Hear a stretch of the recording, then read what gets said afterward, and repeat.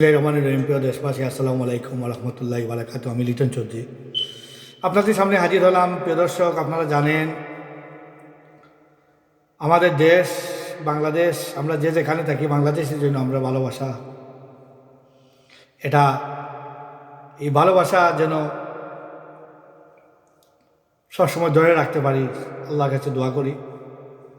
প্রিয় দেশবাসী, আপনারা জানেন ভোটারদের 50%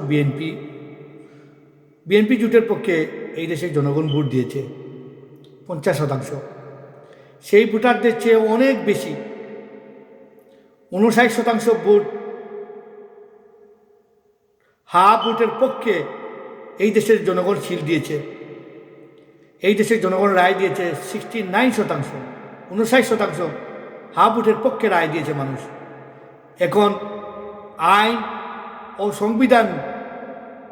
সংবিধানের ব্যাখ্যায় ভোটারদের 50% জিতবে নাকি 59% জিতবে সেটা দেখার জন্য আমাদের অপেক্ষা করতে হবে।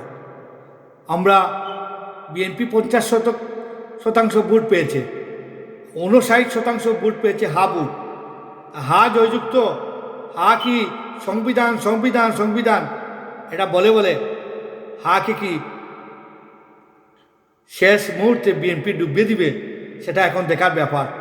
আমাদের অপেক্ষা করতে হবে সংসদে গিয়ে ওরা কি করে, সেই সংসদ পর্যন্ত আমরা অপেক্ষা করব। এই বিতর্ক ভবিষ্যতে রাজপথে চূড়ান্ত ফয়সালা হবে।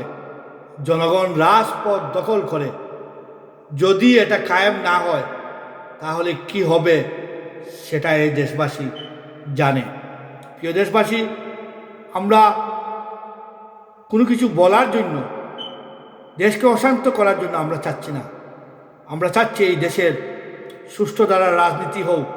গণভোটের ফলাফল নিয়ে যারা বিরোধিতা করেছে তারা জাতীয় বেঈমান হিসাবে পরিচয় পেয়ে যাবে। আর কিছুদিনের মধ্যে এই গণভোটের ফলাফল নিয়ে যারা বিরোধিতা করেছে, যারা সংবিধানের দোহাই দিয়ে এই গণভোটকে পায়ে দলিত করতে চাচ্ছে, তারা জাতীয় বেঈমান হিসাবে আপনার এই জাতির কাছে তারা পরিষ্কার হয়ে যাবে আর কিছুদিনের ভিতরে। প্রিয় দেশবাসী, আজকের মতো বিদায় নিলাম। মানুষের জন্য মানুষ, রাজনীতির জন্য রাজনীতি হলো এই দেশের মানুষের জন্য। এই মানুষের ভালোবাসা যদি থাকে না রাজনীতি দিয়ে, আর এই এইগুলা দিয়ে কি হবে? সবচেয়ে বড় জিনিস হলো গিয়ে সংস্কার করতে হবে।